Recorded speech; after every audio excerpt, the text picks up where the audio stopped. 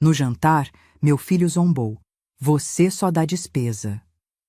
Eu segurei o choro e mandei uma única mensagem. A mesa toda continuou rindo. Até o celular dele vibrar em cima do prato. Era o banco. Eu nunca vou esquecer o gosto amargo daquela noite. Não era o vinho barato que serviram. Era o sabor da traição saindo da boca do meu próprio filho. A mesa estava cheia. 12 pessoas que eu não conhecia.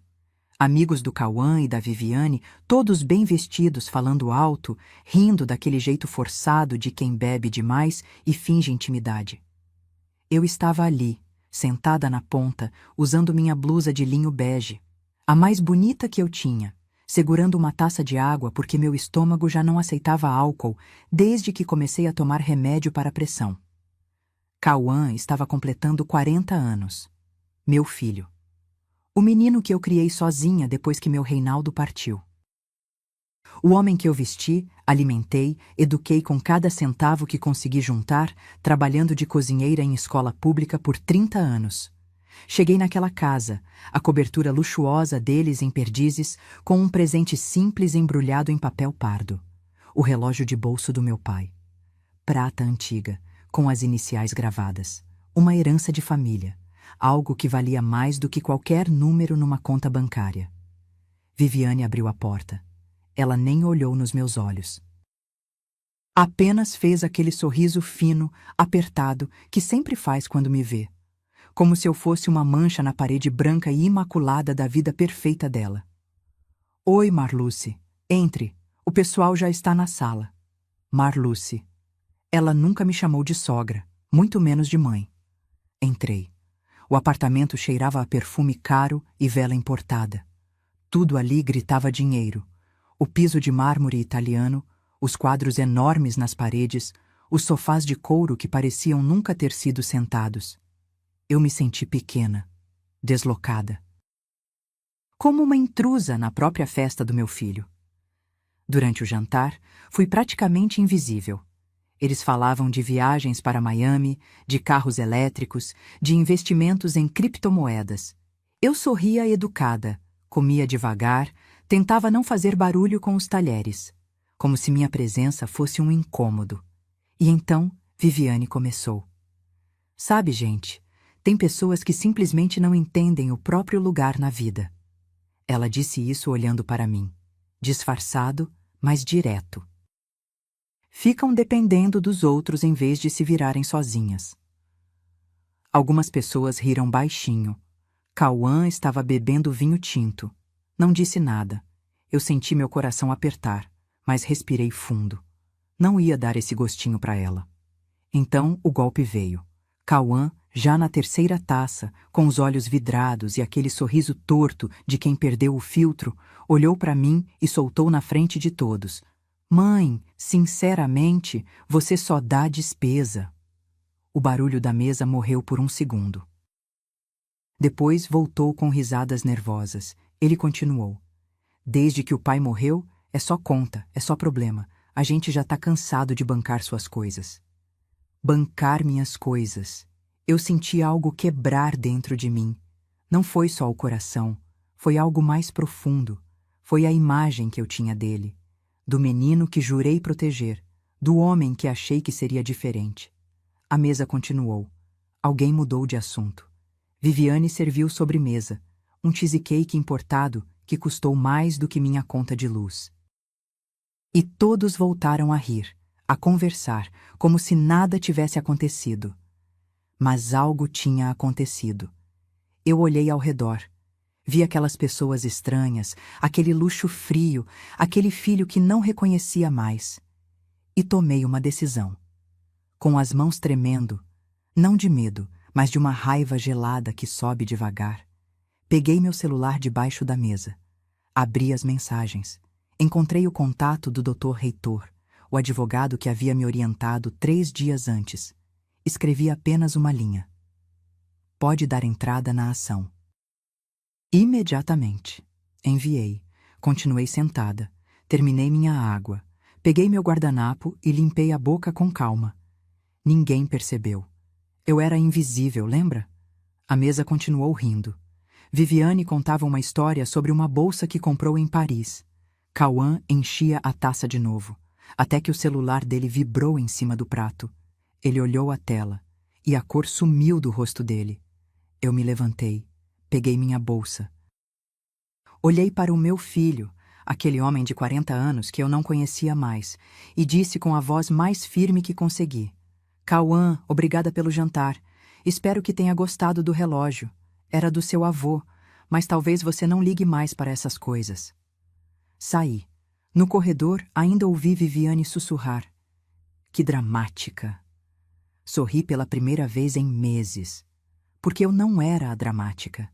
Eu era a mulher que havia acabado de recuperar sua dignidade. Se você quer saber o que estava naquela mensagem do banco que mudou tudo, se inscreva no canal agora, porque essa história está apenas começando, e o que vem a seguir vai te deixar sem fôlego. Mas antes de eu te contar o que aconteceu depois daquele jantar maldito, você precisa entender quem eu realmente sou, e o que eu fiz para que aquele filho pudesse estar sentado naquela mesa, humilhando a própria mãe. Deixa eu te contar quem eu sou de verdade, não a velha, que só dá despesa, mas a mulher que construiu um homem do zero. Meu nome é Marluce Ferreira dos Santos. Tenho 68 anos. Mãos calejadas de tanto descascar batata, costas doloridas de tanto carregar panelão, e um coração que já deveria ter desistido, mas que teima em continuar batendo. Eu fui cozinheira de escola pública por 30 anos. Não era um trabalho glamuroso. Eu acordava às 5 da manhã, pegava 2 ônibus lotados e passava o dia inteiro em pé, no calor insuportável daquela cozinha industrial, preparando comida para 300 crianças. Meu uniforme sempre cheirava a óleo de fritura. Minhas unhas nunca ficavam limpas por completo, por mais que eu esfregasse. Mas era honesto, era digno, e pagava as contas. Quando conheci Reinaldo, eu tinha 22 anos e ele 24. Ele era eletricista, trabalhava em obras, tinha aquele sorriso torto que me derretia. Nos casamos numa cerimônia simples na igreja do bairro. A festa foi na casa da minha mãe, com salgadinho feito por mim mesma e guaraná em garrafa PET. 3 anos depois, Cauã nasceu. E, meu Deus, como eu amei aquele menino. Ele era pequeno, cheio de cólica, chorava a noite inteira. Mas quando ele me olhava com aqueles olhinhos escuros, eu sentia que faria qualquer coisa por ele. Qualquer coisa. E foi exatamente isso que eu fiz. Cauã tinha 15 anos quando Reinaldo foi diagnosticado com câncer no pâncreas. Eu ainda lembro do dia que o médico chamou a gente naquela salinha gelada do hospital público. Lembro do cheiro de álcool e desinfetante. Lembro de segurar a mão do meu marido e sentir ela tremer. Estágio avançado, o médico disse. Como se estivesse falando do tempo. Reinaldo viveu mais 2 anos. 2 anos de quimioterapia, de internações, de ver aquele homem forte definhar na minha frente. Ele não conseguia mais trabalhar. Eu virei a única fonte de renda da casa. Sabe o que é sustentar uma família inteira com salário de cozinheira de escola pública? É fazer milagre com feijão e arroz. É usar a mesma roupa durante anos. É não comprar nada para você porque cada centavo conta. Mas Cauã precisava estudar. Ele queria ser engenheiro. E eu ia fazer isso acontecer, nem que me matasse no processo. Quando chegou a hora do cursinho pré-vestibular, eu não tinha dinheiro, não tinha poupança, não tinha nada além de um par de brincos de ouro que minha avó tinha me deixado. Ouro velho, português, com pequenas pérolas. Eu guardava numa caixinha de madeira e só usava em ocasiões especiais. Levei na joalheria do seu Osvaldo, ali na rua do mercado. Ele pesou, olhou com aquela lupa de ourives e me ofereceu R$ 3.200. É pouco pelo valor sentimental, dona Marluce, ele disse com pena. Eu sorri. O valor sentimental está em ver meu filho formado. Vendi. Cauã passou no vestibular de Engenharia Civil na Universidade São Judas. Particular. Mensalidade na época, R$ 1.800. Meu salário era R$ 2.500. Fiz as contas. Não fechava. Então comecei a fazer faxina aos sábados. Casas de madames nos jardins que pagavam R$ 150 o dia.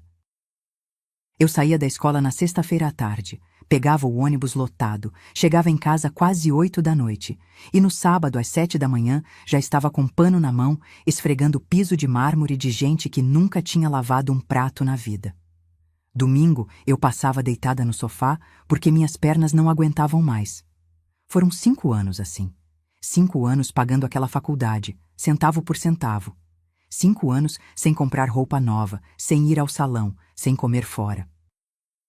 Eu vivia de marmita requentada e café preto. Reinaldo morreu no 3º ano da faculdade do Cauã. Foi rápido no final. Numa semana, ele ainda estava conversando comigo. Na outra, já não acordava mais. Enterrei meu marido com o dinheiro que pedi emprestado para a vizinha. E continuei pagando a faculdade. Quando Cauã se formou, ele conseguiu um emprego bom numa construtora. 2 anos depois, veio me falar que tinha conhecido uma moça, Viviane, advogada, filha de empresário. Ela é diferente, mãe, ele disse com aquele brilho no olho. Diferente ela era mesmo. Logo no namoro, Cauã começou a mudar. Passou a ter vergonha da casa simples onde cresceu. Parou de me visitar aos domingos. Quando eu ligava, ele atendia apressado. Tô ocupado, mãe, a gente conversa depois. Mas o pior ainda estava por vir. Quando eles decidiram casar, Cauã me pediu uma ajuda. Precisavam dar entrada num apartamento. Um lugar bom, ele disse, para começar a vida de forma decente. Eu tinha a casa. A mesma casa onde Reinaldo e eu moramos por 26 anos. Não era grande, não era luxuosa, mas era minha. Era o único patrimônio que eu tinha no mundo. Vendi por R$ 120 mil. Dei 65 mil para o meu filho. É para você começar bem, meu amor. Eu disse quando entreguei o cheque. Ele abraçou. Obrigado, mãe. Eu vou te devolver isso, pode ter certeza. Nunca devolveu. Eu fui morar num kitnet de 1,5 quarto em Santana. Aluguel. R$ 1.200 por mês. Chovia dentro quando dava tempestade. O banheiro tinha mofo, mas era o que eu podia pagar com minha aposentadoria de R$ 1.900. E Cauã? Cauã comprou uma cobertura em Perdizes. 3 suítes. Varanda gourmet. Vaga dupla na garagem. Eu fui visitar uma vez só. Viviane não me ofereceu nem café, mas eu ainda não tinha entendido o tamanho da ingratidão. Ainda achava que era só fase, que meu filho voltaria a ser quem eu conhecia. Até que 3 meses antes daquele jantar, descobri algo que me gelou o sangue. Viviane Campos Rodrigues, 36 anos, advogada especializada em direito corporativo, filha de dono de concessionária de carros importados. Cresceu em Alphaville, estudou em colégio particular suíço, fez intercâmbio em Londres, tudo que eu nunca fui. A primeira vez que a conheci, ela usava um blazer branco impecável e uma bolsa que provavelmente custava mais do que 3 meses da minha aposentadoria. O cabelo dela estava preso num coque perfeito, as unhas feitas, o perfume, algo francês e caro, chegava antes dela. Eu estava na cozinha do meu kitnet quando Cauã trouxe ela para me conhecer. Tinha feito um bolo simples de laranja, daqueles com casca ralada que fica úmido e cheiroso. Coloquei numa travessa de vidro que ganhei no meu casamento. Viviane entrou olhando tudo com aquele olhar. Sabe aquele olhar que avalia, julga, cataloga e descarta em 3 segundos? Que... aconchegante, ela disse. O tom era educado, mas as palavras eram veneno disfarçado de mel. Ela não comeu o bolo, disse que estava de dieta low carb. Cauã comeu um pedaço pequeno e elogiou, mas eu vi ele olhar para ela antes, como se pedisse permissão. Foi ali que eu deveria ter percebido. Mas mãe é burra quando se trata de filho. A gente enxerga o que quer enxergar. O namoro foi rápido. 6 meses depois, Cauã já falava em casamento. Eu estranhei a pressa, mas ele parecia feliz. E eu queria que meu filho fosse feliz, mesmo que aquela felicidade tivesse o cheiro de perfume caro e olhar de gelo. Depois que eles ficaram noivos, as coisas começaram a mudar de verdade. Cauã ia menos na minha casa. No começo, era uma vez por semana. Depois, quinzenal. Depois, uma vez por mês. Sempre com desculpas prontas. Trabalho, reunião, viagem com a Viviane. As ligações também mudaram. Antes, a gente conversava por meia hora. Ele me contava sobre o trabalho, me perguntava como eu estava. Agora eram 5 minutos de conversa travada, com ele sempre apressado. Mãe, preciso desligar. A Viviane tá me chamando. Mãe, depois eu te ligo de volta. Tô no meio de uma coisa aqui. Mãe, fim de semana não dá. A gente já tem compromisso. Eu tentava entender. Ele tinha uma vida nova. Uma namorada exigente. Era natural que as coisas mudassem, certo? Errado. Porque não era natural. Era calculado. Eu descobri isso numa tarde de domingo, 4 meses depois do casamento. Liguei pro Cauã porque estava me sentindo mal. Pressão alta, coração acelerado, aquela sensação de que algo estava errado no peito. Pedi para ele me levar no pronto-socorro. Mãe, não dá agora. Tá tendo um almoço aqui em casa com os pais da Viviane. Chama um Uber. Uber. Pra ir pro hospital. Desliguei. Chorei ali mesmo, sentada na beirada da cama. Depois respirei fundo, me vesti e fui sozinha de ônibus. Esperei 4 horas na fila. Era só crise de ansiedade, a médica disse. Me mandou fazer acompanhamento com psicólogo. Psicólogo eu não tinha dinheiro para pagar. 2 semanas depois, encontrei Lúcia, uma antiga colega da escola onde trabalhei.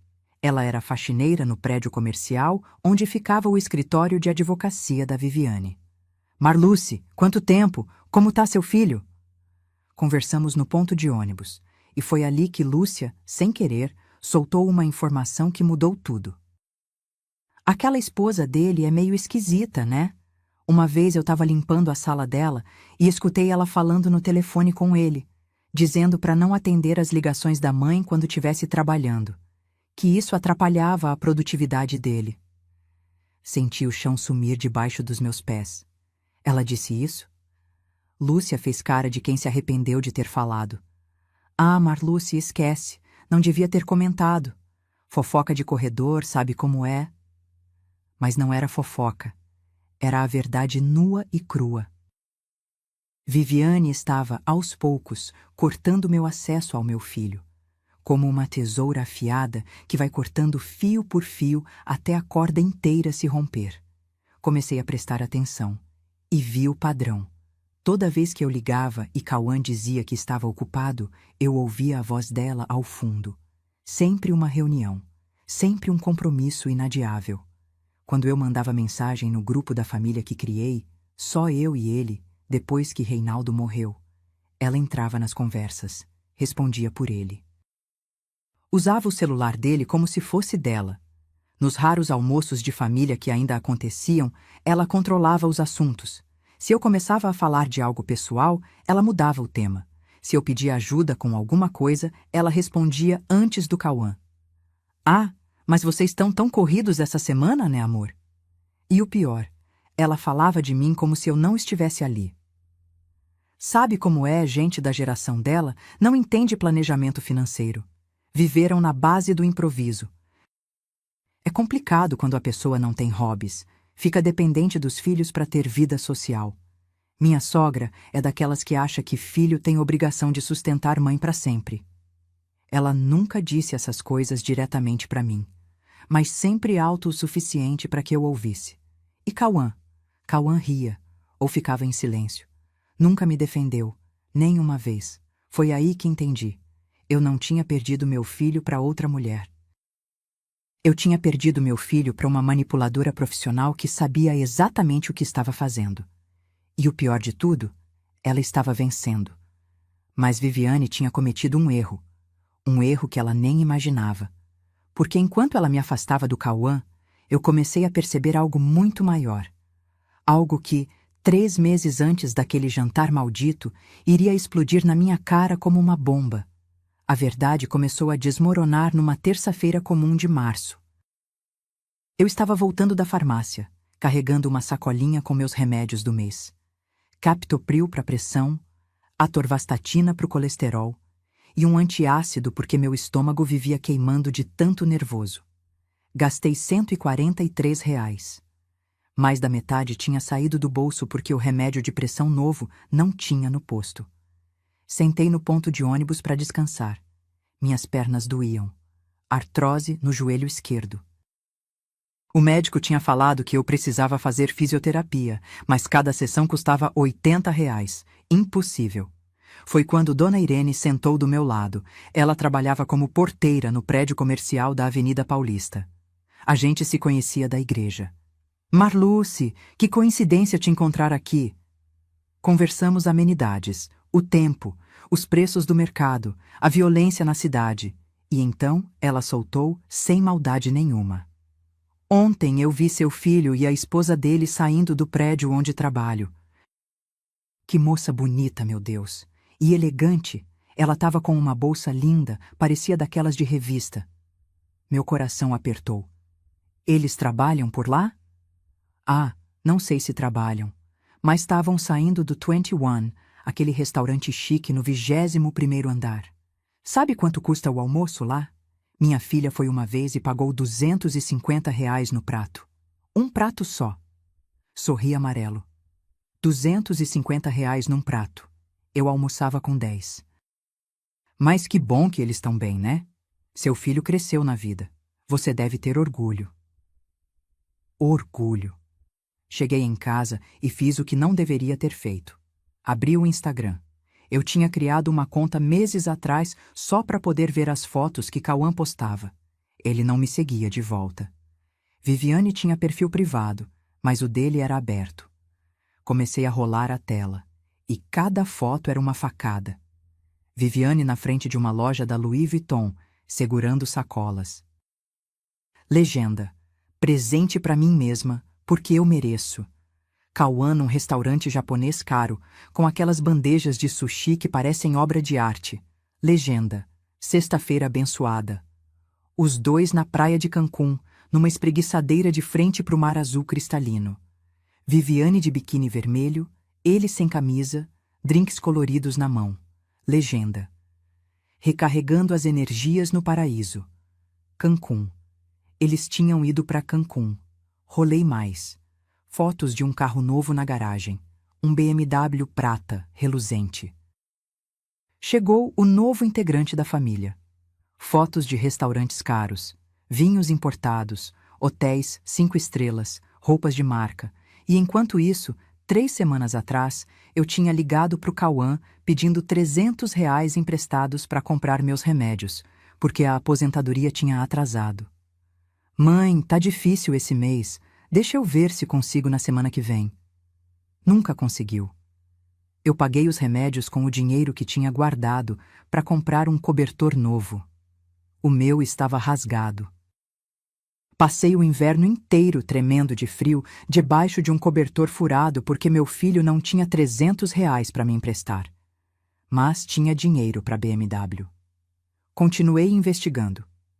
Como uma louca, eu admito. Mas precisava entender. Descobri que eles não moravam mais no apartamento que compraram com meu dinheiro. Aquele tinham alugado. Agora moravam numa cobertura em Perdizes. Procurei o endereço no Google. Coberturas ali custavam a partir de R$ 1.800.000. R$ 1.800.000. E eu pagando 1.200 de aluguel num kitnet que chovia dentro. Mas o pior, o absoluto pior, ainda estava por vir. Foi Lúcia quem me contou. A mesma que trabalhava no prédio da Viviane. Ela me ligou numa quinta-feira à noite. Marluce, preciso te falar uma coisa. Não sei se é certo, mas você precisa saber. Meu estômago revirou. Hoje eu estava limpando a sala de reuniões e escutei a Viviane conversando com umas amigas advogadas dela. Elas estavam falando sobre você. Silêncio pesado. O que elas falaram, Lúcia? A Viviane estava rindo, dizendo que você ligava feito desesperada pedindo ajuda, que era muito pesado ter sogra sem estrutura financeira, que vocês da geração de vocês, não sabiam poupar dinheiro, e agora os filhos tinham que pagar o pato. Cada palavra era uma bala. E sabe o que ela disse no final? Graças a Deus convenci o Cauã a cortar o cordão umbilical. Se dependesse dele, estava até hoje bancando pensão para a mãe. Desliguei o telefone. Não consegui nem agradecer a Lúcia.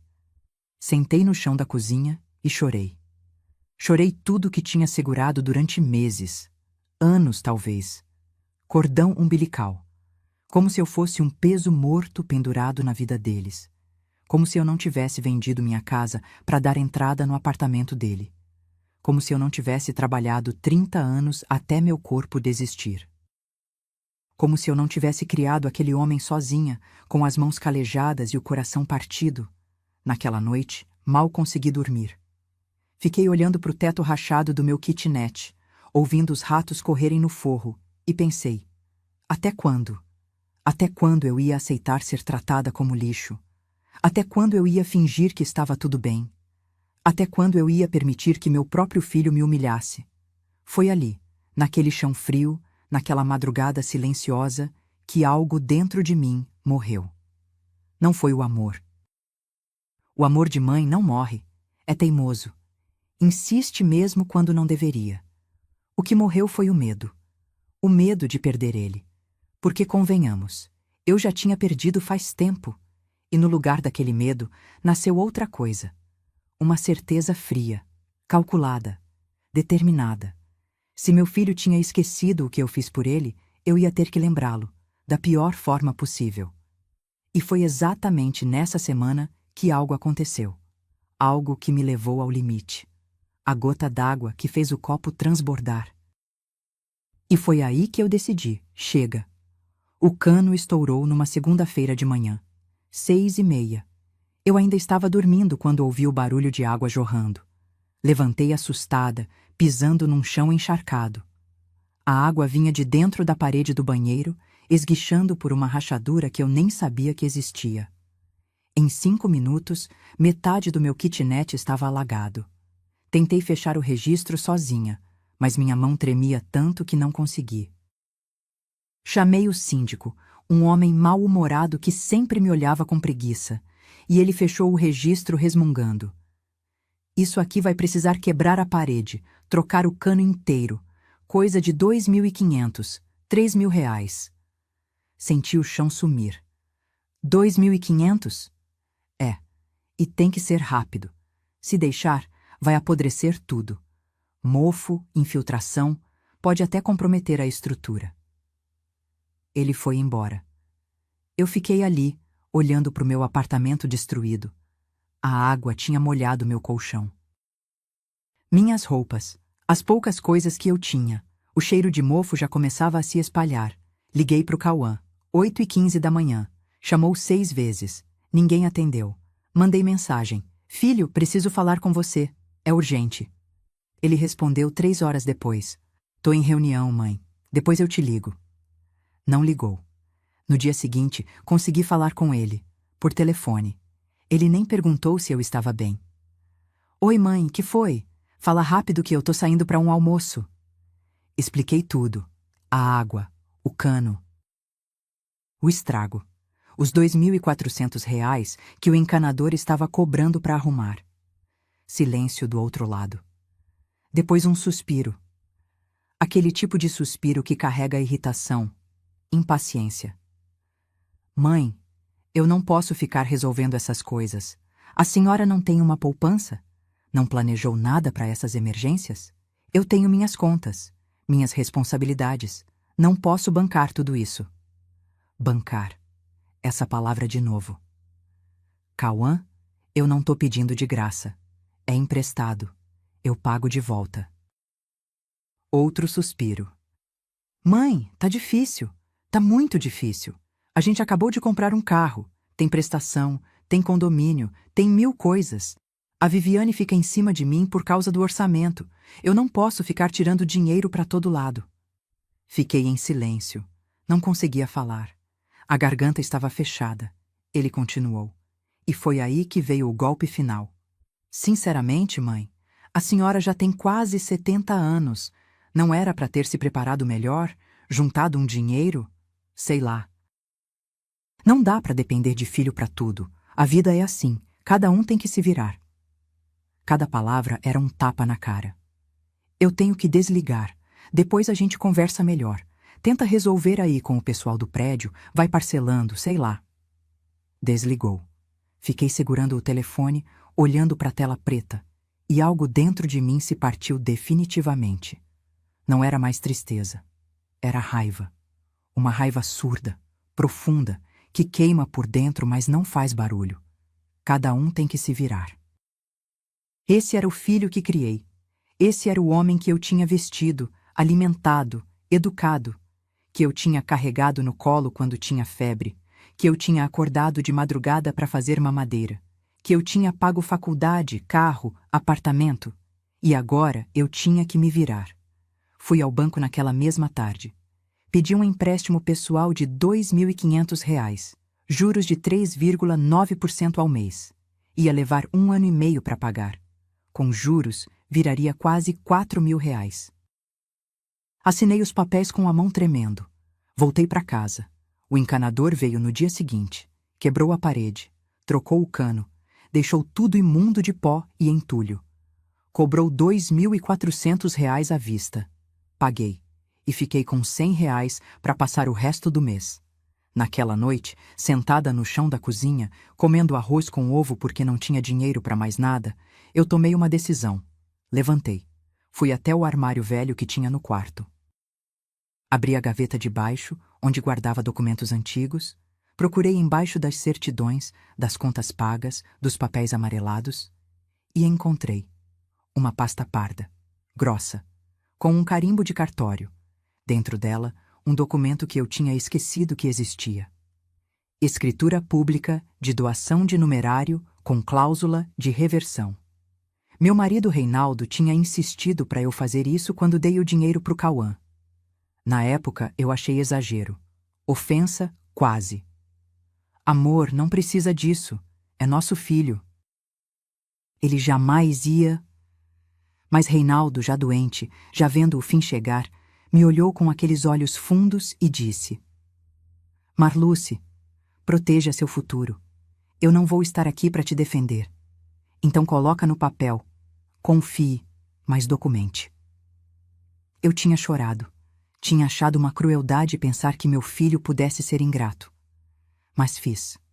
Porque Reinaldo pediu. Porque ele insistiu. Porque, no fundo, ele sabia o que eu me recusava a admitir. Li o documento inteiro. Cada linha, cada cláusula. Estava tudo ali. Registrado. Legal. Válido. Em caso de ingratidão grave, abandono material ou moral, desrespeito ou ofensa à dignidade da doadora, a presente doação poderá ser revogada judicialmente, devendo o donatário restituir o valor atualizado ou equivalente em bens. Ingratidão grave, abandono moral, desrespeito. Tudo isso meu filho tinha feito, e mais. Peguei meu celular, procurei advogado revogação de doação no Google. Apareceram vários, escolhi um com boas avaliações e mandei mensagem pelo WhatsApp. No dia seguinte, estava no escritório dele. Dr. Heitor Andrade. 50 e poucos anos, cabelo grisalho, olhar sério, mas gentil. Contei tudo, cada humilhação, cada desprezo, cada promessa quebrada. Ele ouviu em silêncio. Pegou o documento, analisou. Dona Marluce, a senhora tem um caso fortíssimo. Isso aqui é blindado. A lei está do seu lado. Senti algo despertar dentro de mim. Não era vingança. Era justiça. Quanto tempo leva? Depende. Mas com essas provas, com testemunhas, pode ser rápido. 3, 4 meses. E se ele não quiser pagar? Penhora de bens, bloqueio de contas, a justiça obriga. Sorri pela primeira vez em semanas. Então vamos em frente. A senhora tem certeza? É seu filho. Não quer tentar conversar antes? Olhei para ele e disse com uma firmeza que eu nem sabia que tinha. Eu tentei durante 4 anos. Agora é a vez da justiça tentar. 3 dias depois, recebi o convite para o aniversário do Cauã. Um jantar na casa dele, com amigos. Olhei para o convite. Olhei para o documento no meu armário e soube exatamente o que fazer. Eu ia naquele jantar. Ia com meu presente simples e meu coração partido. Mas dessa vez, eu não ia sair de lá como a coitada. Eu ia sair de lá como a mulher que finalmente tinha aprendido a se respeitar. A escritura estava ali na minha frente, em cima da mesa da cozinha. Papel timbrado, assinatura reconhecida em cartório, testemunhas, registro em livro. Peguei minha xícara de café requentado. Eu nunca jogava café fora, sempre esquentava de novo. E li cada palavra daquele documento pela 5ª vez. A data saltou na minha cara. 18 de setembro de 2019. 4 anos e meio atrás. Eu lembrava daquele dia como se fosse ontem. Reinaldo estava internado. Tinha tido uma crise forte na noite anterior. Os médicos disseram que era questão de semanas, mas ele tinha insistido em sair do hospital por algumas horas. Preciso resolver algo importante, ele tinha dito. Fomos direto ao cartório. Eu de um lado dele, praticamente segurando meu marido em pé. Ele estava magro, amarelado, respirando com dificuldade. Mas determinado. O tabelião, um senhor de óculos grossos, chamado Dr. Valdemar, leu o documento em voz alta naquela salinha com cheiro de papel velho e café.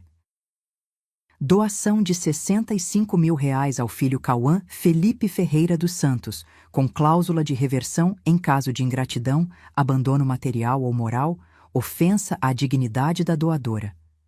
Eu tinha olhado para o Reinaldo. Amor, não precisa disso. É nosso filho. Ele apertou minha mão. Aquela mão fria, fina, cheia de roxo das agulhas do hospital. Marluce, eu vou morrer. Talvez em 1 semana, talvez em 2, mas você vai ficar. E eu preciso saber que você está protegida. Mas ele jamais... Escuta. A voz dele saiu firme, mesmo rouca. Pessoas mudam, principalmente quando casam. Eu vi como aquela moça olha para você. Eu vi e não gostei. Então faz isso por mim. Assina esse papel, mesmo que nunca precise usar. Assinei chorando. Achei que era crueldade, desconfiança. Uma ofensa ao meu filho. Reinaldo morreu 11 dias depois. E agora, 4 anos e meio depois, eu estava ali segurando aquele papel como se fosse ouro. Porque ele era ouro. Era minha dignidade impressa em tinta preta. Dr. Heitor me explicou tudo nos mínimos detalhes naquela primeira consulta. Dona Marluce, esse tipo de cláusula existe exatamente para isso, proteger doadores de filhos ingratos. A lei brasileira permite a revogação quando há ingratidão grave. Mas o que é considerado ingratidão grave? Ofensas, injúrias, abandono, recusa de assistência quando a mãe precisa.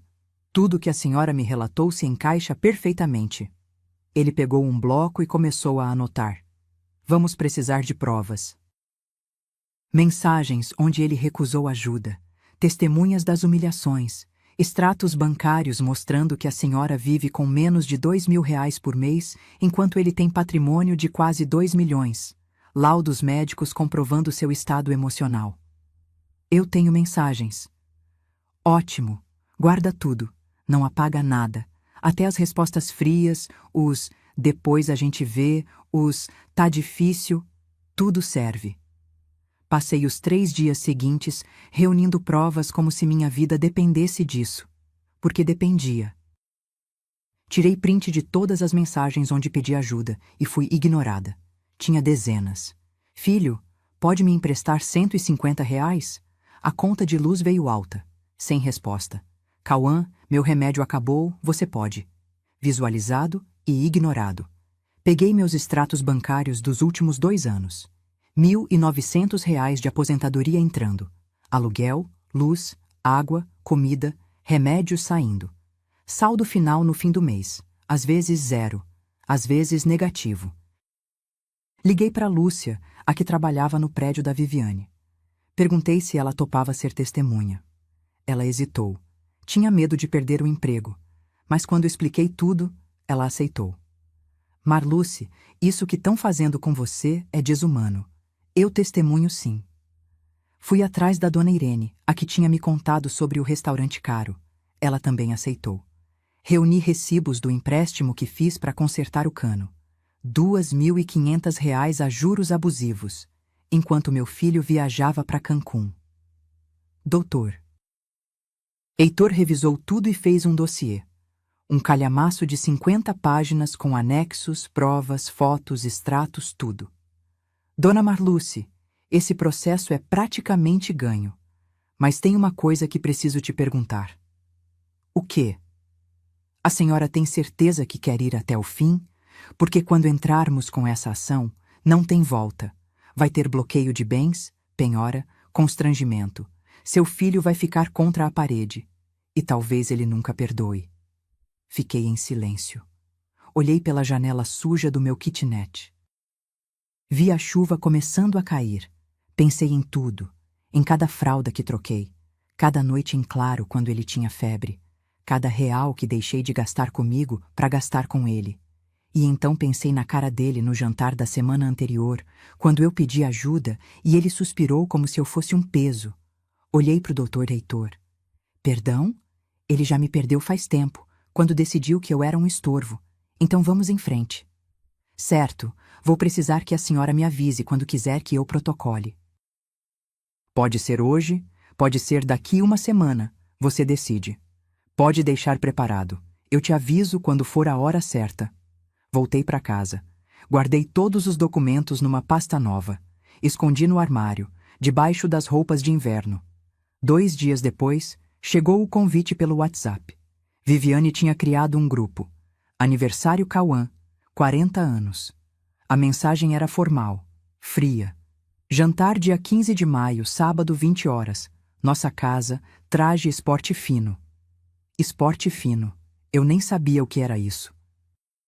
Olhei no armário. Tinha 3 blusas de tecido bom. Escolhi a bege, de linho, que comprei no brechó há 3 anos. Era a mais apresentável. Fui na sapataria do seu Agenor e pedi para ele engraxar meu sapato preto. O único de salto que eu tinha. Estava velho, gasto, mas depois do polimento ficou decente. Peguei o relógio de bolso do meu pai. Estava guardado numa caixinha de veludo vermelho dentro da gaveta. Prata antiga. Pesado. Com as iniciais JPF gravadas. José Pedro Ferreira. Meu pai tinha morrido quando eu tinha 23 anos. Esse relógio era tudo que restava dele. Valia pouco em dinheiro, mas valia tudo em memória. Embrulhei com cuidado em papel pardo, colei uma fita dourada simples. Escrevi num cartão.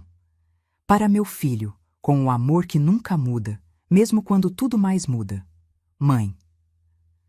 A semana antes do jantar foi estranha. Eu dormia mal. Acordava no meio da noite com o coração acelerado. Parte de mim ainda duvidava.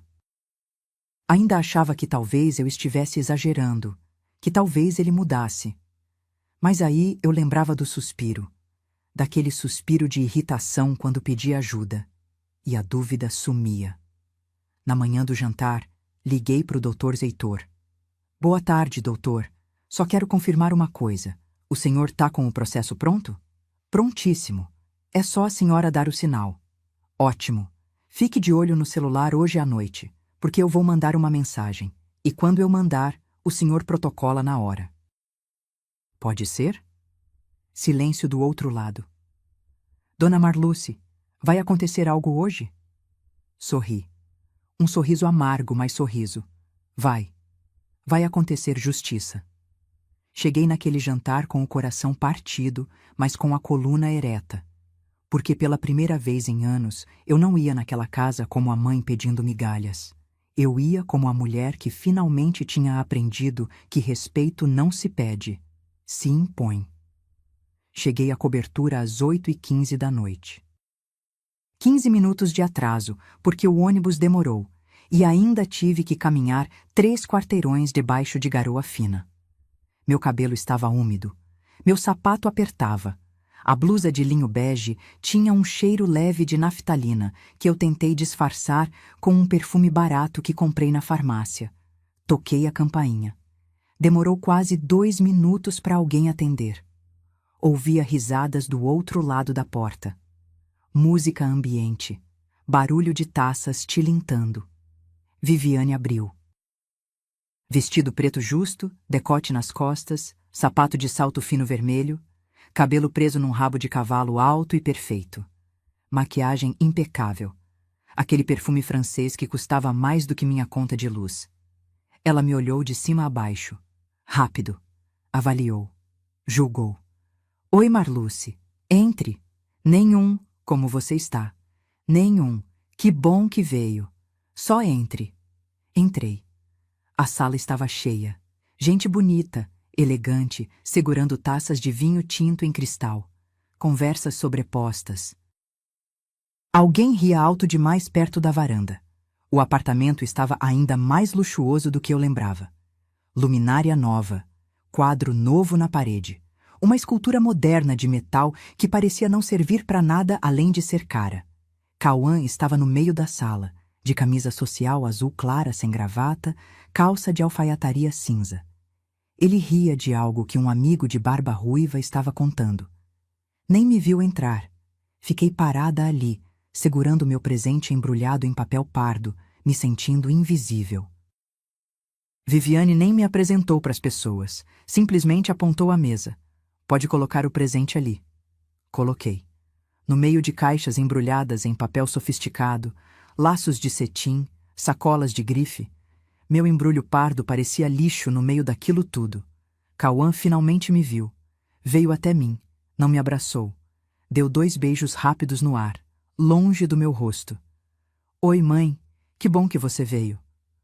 O tom era protocolar, como se eu fosse uma conhecida distante. Parabéns, filho, 40 anos. Já é um homem feito. É, o tempo passa. Ele já olhava para trás de mim, para o resto da sala. Fica à vontade. Tem bebida ali, comida vai sair daqui a pouco. E saiu. Voltou para os amigos. Fiquei sozinha. Uma senhora de 68 anos, com blusa bege de brechó e sapato apertado, no meio de uma festa onde ninguém me conhecia e ninguém se importava. Me servi um copo de água. Sentei numa cadeira no canto. Observei. Eram todos daquele mundo. Advogados, engenheiros, empresários. Falavam de mercado financeiro, de ações, de viagens internacionais. Uma loira de vestido dourado contava sobre um fim de semana em Punta Cana. Um rapaz de óculos escuros na cabeça, dentro de casa, falava sobre comprar um apartamento em Miami como investimento. Eu era um fantasma ali.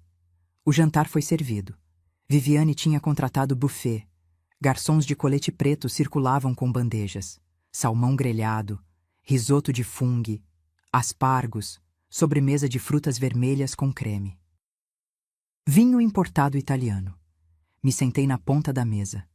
12 pessoas. Eu na última cadeira, perto da cozinha. Comi em silêncio. O salmão estava bom, mas eu mal sentia o gosto. Meu estômago estava embrulhado. Foi durante a sobremesa que começou. Viviane, já na 3ª taça de vinho, começou a falar mais alto. Tinha aquele brilho nos olhos de quem fica soltinha com álcool. Gente, vocês não sabem o trabalho que dá organizar essas coisas.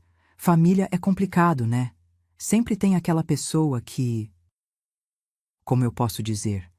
Não entende os limites. Ela não olhou para mim, mas todo mundo entendeu. Alguém riu desconfortável.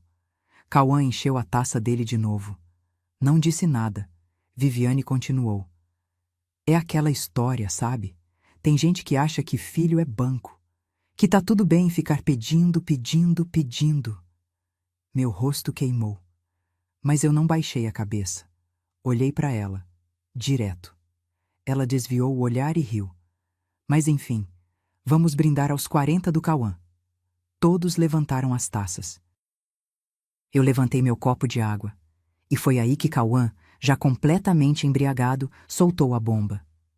Ele olhou para mim, com aqueles olhos vermelhos, vidrados, e disse, na frente de todos: Mãe, sinceramente, você só dá despesa. O som da mesa parou por um segundo, como se alguém tivesse apertado o botão de pausa. Ele continuou, a voz pastosa, arrastada. Desde que o pai morreu, É só conta, é só problema. A gente já tá cansado de bancar suas coisas, cansado mesmo. A mesa voltou a se mexer. Risadas nervosas. Alguém mudou de assunto rápido demais. Uma mulher de cabelo cacheado puxou conversa sobre um restaurante novo. Viviane sorria. Aquele sorriso de vitória. Eu fiquei ali, parada, segurando meu copo de água com tanta força que achei que ia quebrar. E então senti. Não foi tristeza, não foi vergonha, foi clareza absoluta. Esse não era mais meu filho. Esse era um estranho. Um homem que eu tinha criado, mas que não existia mais. Peguei minha bolsa. Abri com calma. Tirei meu celular velho, de tela rachada. Abri o WhatsApp debaixo da mesa, escondido. Procurei o contato, Dr. Heitor Andrade, e escrevi. Meus dedos não tremiam. Era como se outra pessoa estivesse digitando. Alguém firme, alguém cansada de ser pisada. Pode dar entrada na ação, imediatamente. Enviei. A mensagem saiu. 2 risquinhos azuis. Ele visualizou na hora. 3 pontinhos apareceram. Ele estava digitando. Confirmado. Protocolo amanhã às 9 horas. Bloqueio será automático. Guardei o celular. Respirei fundo. Terminei minha água. A mesa continuou. Viviane servia café. Alguém contava uma piada sem graça. Cauã ria alto, descontrolado. Me levantei. Peguei minha bolsa. Ajeitei minha blusa bege de brechó. Olhei para o meu filho, aquele homem de 40 anos que eu não reconhecia mais, e disse, com a voz mais calma que conseguia encontrar: Cauã, obrigada pelo jantar. Espero que tenha gostado do relógio. Era do seu avô. Mas talvez você não ligue mais para essas coisas. Ele me olhou confuso. Bêbado demais para entender. Tá indo já, mãe? Tô. Boa noite para todos. Caminhei até a porta. Ninguém se levantou. Ninguém me acompanhou. No corredor, antes de chamar o elevador, ainda ouvi a voz da Viviane, alta demais, fingindo sussurrar. Que dramática, meu Deus! Risos abafados. Entrei no elevador. As portas fecharam. E ali, sozinha naquela caixa de espelhos, eu sorri. Sorri pela primeira vez em meses, em anos talvez, porque eu tinha acabado de fazer a coisa mais poderosa da minha vida. Não tinha gritado, não tinha chorado, não tinha feito escândalo. Eu tinha mandado uma mensagem, silenciosa, letal, certeira. E agora era só esperar. Mas eu não precisei esperar muito. Porque naquele exato momento, enquanto eu descia no elevador com meu sorriso de vingança, o celular do Cauã vibrou em cima do prato dele. E o que ele viu naquela tela mudou tudo. Eu estava no táxi. Gastei R$ 28 que não tinha porque não aguentava mais esperar ônibus, quando meu celular tocou. Era Cauã. Olhei para o nome dele piscando na tela. Deixei tocar, tocar, até cair na caixa postal. Tocou de novo, não atendi, mensagem, depois outra, depois mais 3 em sequência. Não abri, mas vi as prévias na tela de bloqueio. Mãe, me liga urgente. Mãe, isso é sério? Pelo amor de Deus, atende o telefone. Sorri. Desliguei o celular, enfiei no fundo da bolsa. O taxista me olhou pelo retrovisor. Tudo bem, dona? Tudo ótimo. Cheguei em casa. Subi os 3 lances de escada até meu kitnet. Tirei o sapato que estava me matando. Sentei na beirada da cama. Liguei o celular. 17 chamadas perdidas. 23 mensagens. Li uma por uma. Devagar. Saboreando cada palavra de desespero. Mas antes de te contar o que estava escrito ali, deixa eu te explicar o que tinha acontecido naquela mesa de jantar.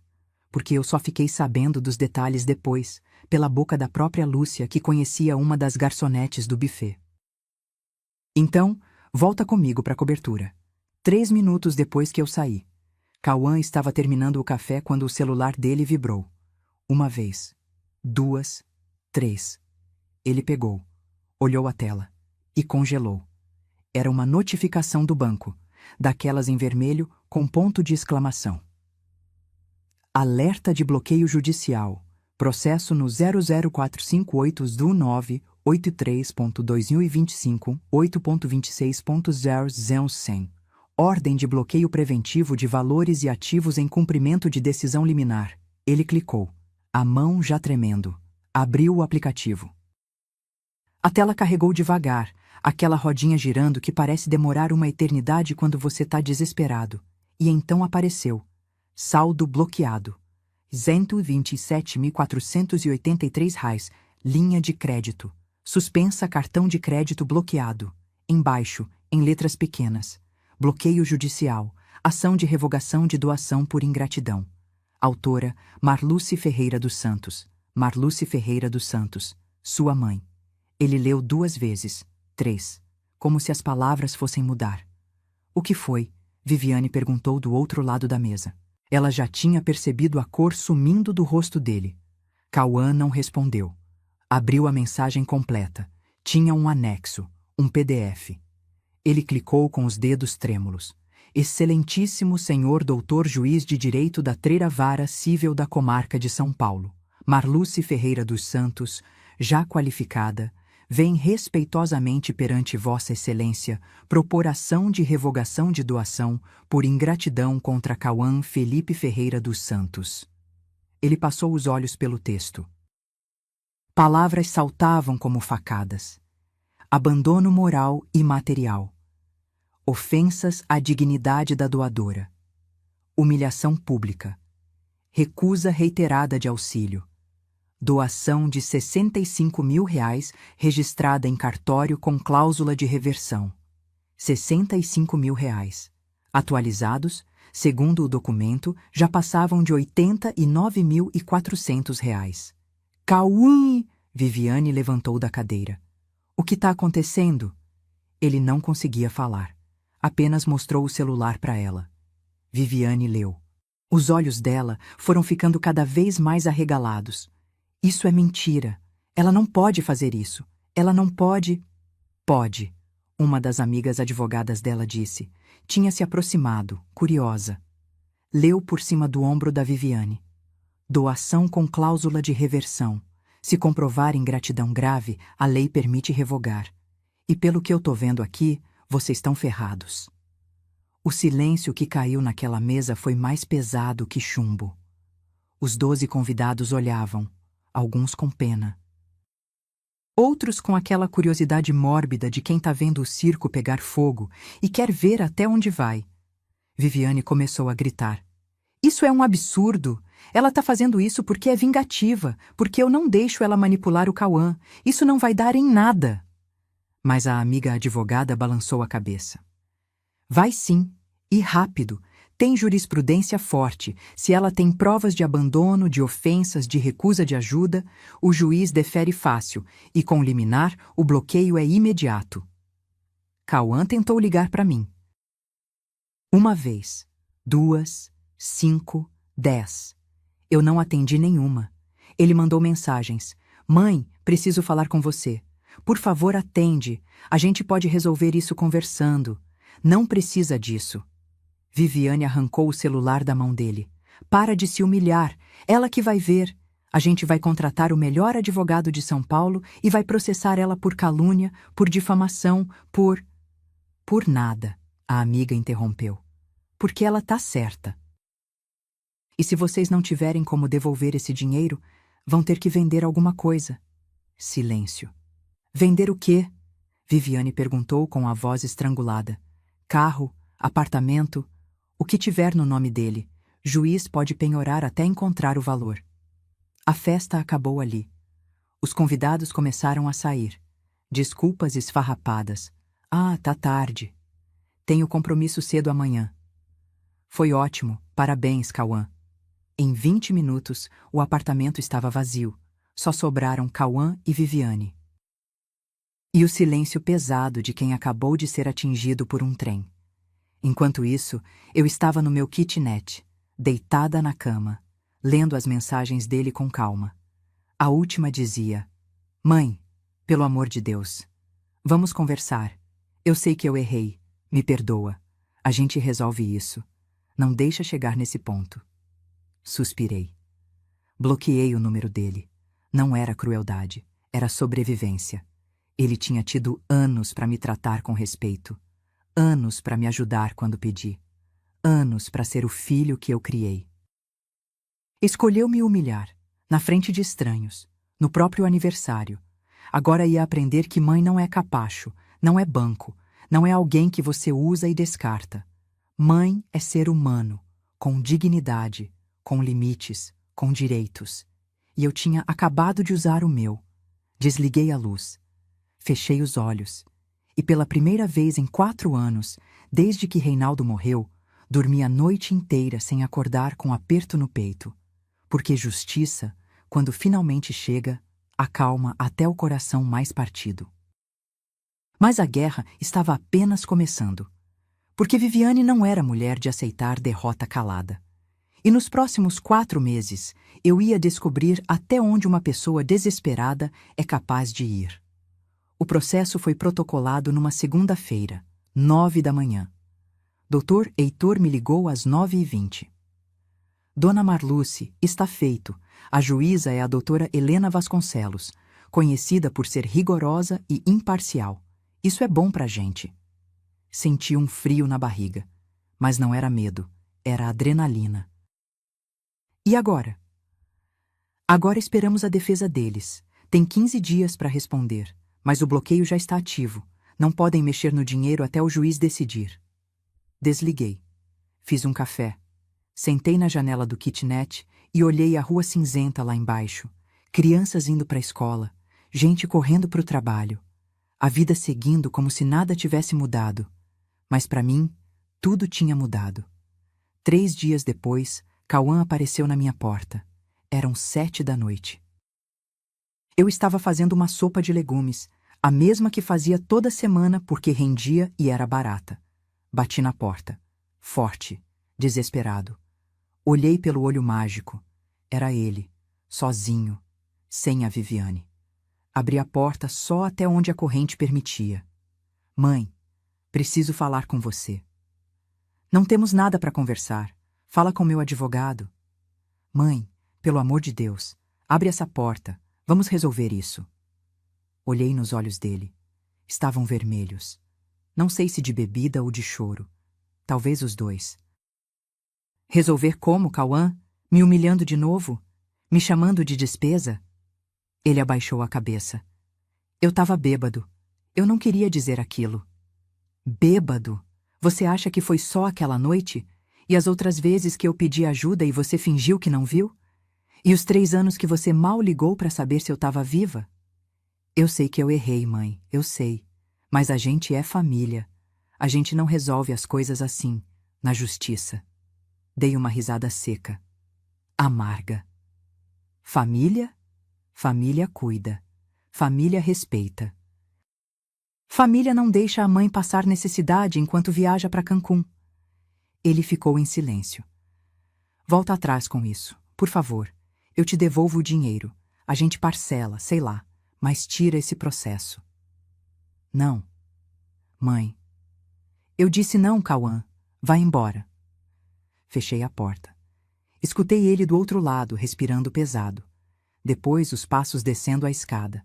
Voltei para a cozinha. Minha sopa tinha transbordado no fogo. Desliguei, sentei no chão e chorei, porque ainda doía. Mesmo com toda a raiva, toda a decepção, ainda doía ver meu filho daquele jeito.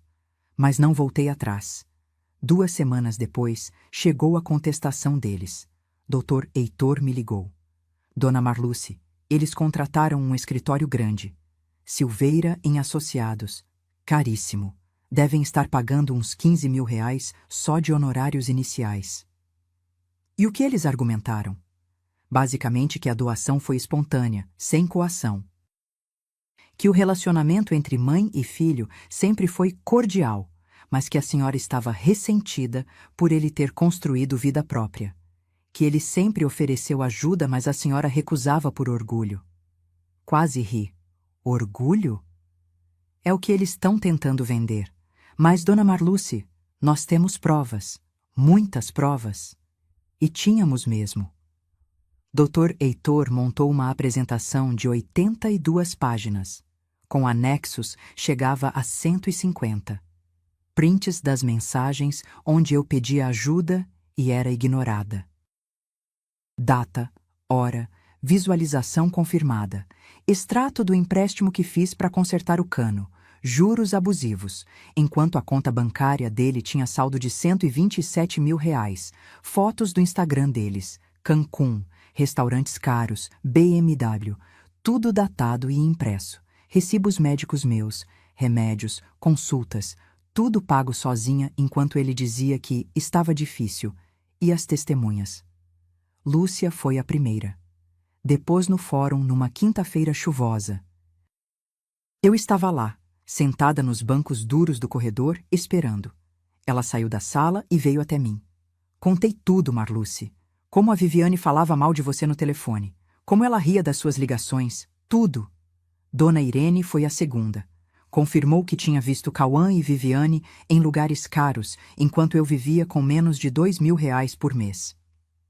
E teve outra testemunha que eu nem esperava. Júlio, um ex-colega de trabalho do Cauã que tinha presenciado o jantar do aniversário. Ele tinha se sentido tão incomodado com a cena que me procurou pelo Facebook e se ofereceu para depor. Dona Marluce, o que ele fez naquele jantar foi desumano. Eu tenho mãe. Eu jamais falaria assim com ela. Quero ajudar a senhora. Doutor Reitor apresentou tudo para a juíza num dossiê encadernado, com divisórias coloridas, marcadores, gráficos comparativos de renda, linha do tempo dos eventos. Foi um massacre técnico. A contestação deles, por mais cara que fosse, não tinha o que fazer contra fatos. Cauã tentou me procurar mais 3 vezes. Apareceu na feira onde eu sempre comprava. Parou na minha frente, entre as barracas de verdura. Mãe, me escuta. Desviei dele. Segui andando. Mandou flores para o meu endereço. Um buquê de rosas amarelas com um cartão. Me perdoa, te amo. Dei as flores para Dona Cida, minha vizinha. Ligou de números desconhecidos. Eu reconhecia a voz e desligava. Viviane curiosamente sumiu. Não tentou falar comigo nenhuma vez. Acho que sabia que não tinha o que dizer. Ou tinha vergonha, ou as duas coisas. Mas eu soube por Lúcia que o casamento deles estava rachando. Brigas constantes. Viviane culpando Cauã por não ter cortado relação comigo antes. Cauã culpando ela por ter envenenado a cabeça dele contra mim. O apartamento luxuoso, o carro importado, as viagens. Nada disso segurava um casamento construído em vaidade. 2 meses e meio depois do início do processo, aconteceu a audiência de conciliação. Eu estava de um lado da mesa comprida. Cauã e Viviane do outro. Os advogados no meio. A juíza na cabeceira. Viviane usava um tailleur cinza, maquiagem perfeita. Mas eu vi. Vi as olheiras mal disfarçadas. O nervosismo nos dedos que não paravam de mexer na caneta. Cauã estava mais magro. Barba por fazer. Olhava para o chão. A juíza foi direta. Estamos aqui para tentar um acordo. Senhor Cauã, a senhora tem algo a propor? O advogado dele se adiantou.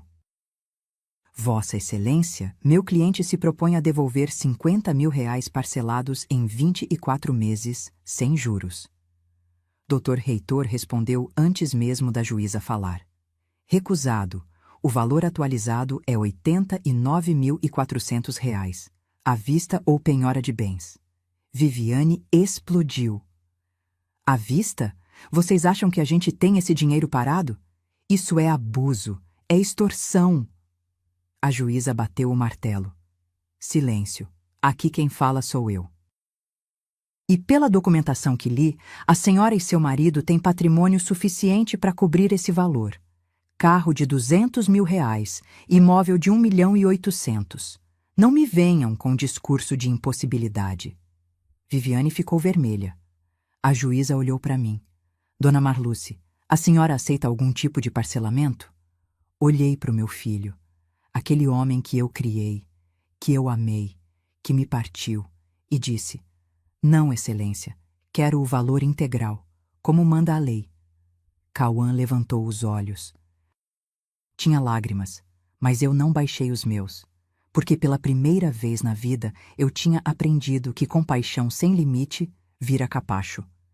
E eu nunca mais ia ser o tapete de ninguém, nem do meu próprio filho. A sentença saiu numa terça-feira, 4 meses e 3 dias depois que mandei aquela mensagem no jantar. Dr. Heitor me ligou às 11 da manhã. Eu estava estendendo roupa no varal do quintal do prédio. Dona Marluce, saiu. A senhora ganhou. Totalmente. Larguei a roupa molhada na bacia. Sentei no chão de cimento quente. Ganhou como? Completamente. A juíza acatou todos os nossos argumentos. Condenou seu filho a devolver R$ 89.400 atualizados, com prazo de 60 dias. Se não pagar, penhora imediata de bens. Fiquei em silêncio. Não era alegria o que eu sentia. Era algo estranho. Um misto de vitória e luto. A sentença é linda, Dona Marluce. A juíza foi dura. Escreveu que o desrespeito à dignidade materna não pode ser tolerado sob nenhuma justificativa, especialmente quando comprovado que a genitora abdicou de seu próprio patrimônio em favor do filho ingrato. São palavras dela. Desliguei. Sentei ali no chão quente, olhando para o céu azul, e chorei. Mas não eram lágrimas de tristeza. Eram de liberação. Como se um peso gigante tivesse sido tirado das minhas costas. Cauã e Viviane não tinham R$ 89.400 parados. Não em dinheiro vivo. Tinham patrimônio, mas patrimônio não se transforma em dinheiro da noite para o dia. Eles tentaram recorrer. O advogado caro entrou com agravo. Negado. Tentaram pedido de parcelamento extraordinário. Negado. A juíza foi clara. O réu demonstrou capacidade financeira suficiente para restituir o valor. Que venda seus bens de luxo se necessário. E foi isso que aconteceu. O BMW prata, reluzente, comprado há menos de um ano, foi para o pátio de leilão judicial. Vendido por R$ 173.000.